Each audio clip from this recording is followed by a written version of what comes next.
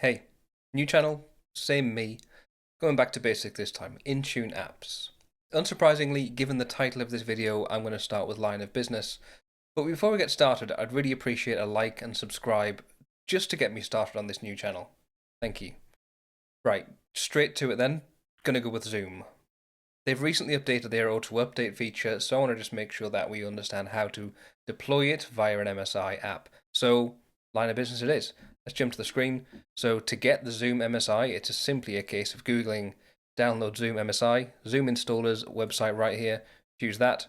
Scroll down to find the type of app you need. For Windows clients, choose Windows. Now, we're going to go with MSI in this case right now for this demonstration, but there are loads of other versions you can get. Let's choose 64-bit MSI.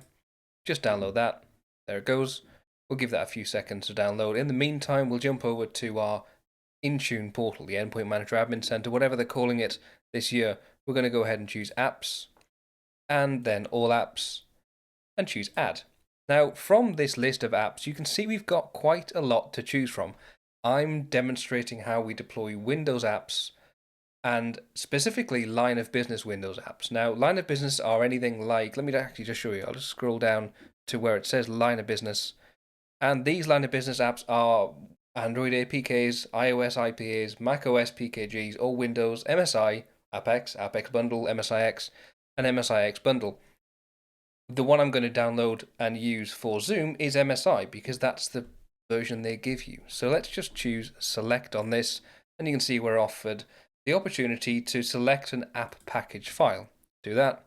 I'll grab the app package. There it is. So we've got Zoom installer full.msi.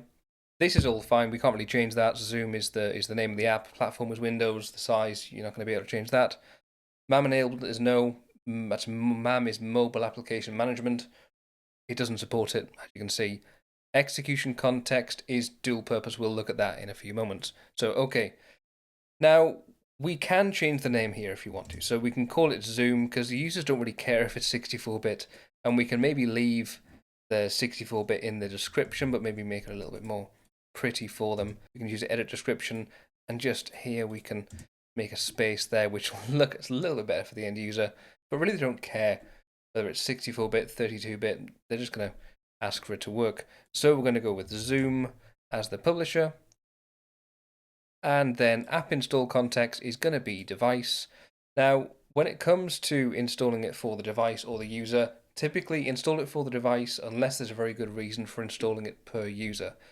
Next, we've got ignore app version. Now, if we don't ignore the app version and the app gets updated, say we deploy version 10 right now, the app gets updated by automatic updating or by an admin going in and updating it or by the user finding a way to update it themselves, then as soon as that happens, Intune will detect that that app version is not installed, and Intune will install the old version over the top, and that will be a very cyclical nightmare for your end user. So if you expect updates to happen, choose yes to ignore the app version.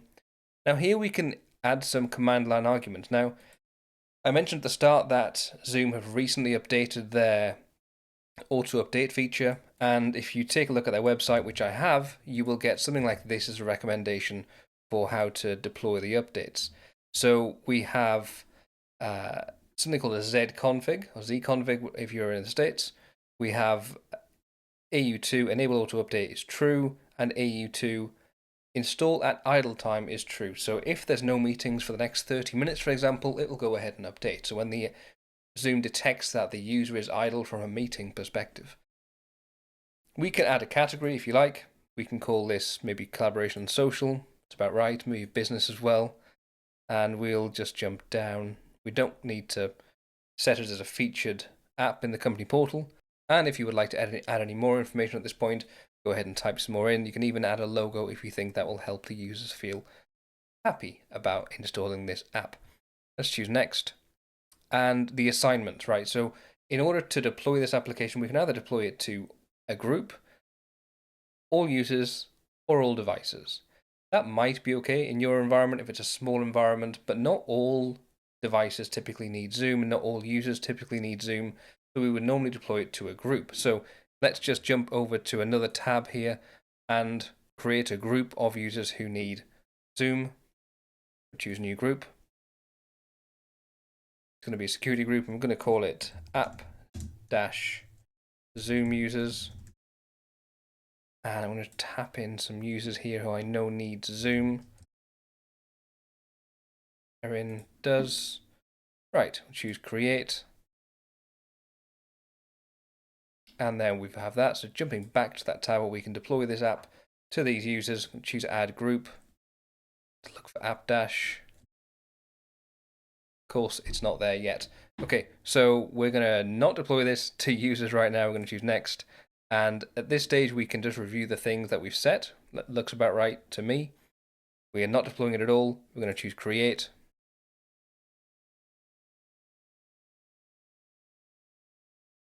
So it says your app is not ready yet. If your app content is uploading, wait for it to finish. If the content is not uploading, try creating the app again. It says it's uploading, so that's all good. Leave that to upload. And once it's finished, we'll be able to edit the app again and add in an assignment. You would not believe how long that took on my terrible broadband. Anyway, it's ready to go. So we can assign the application to at least one group. We can click properties, then click assignments. So let's go ahead and do that.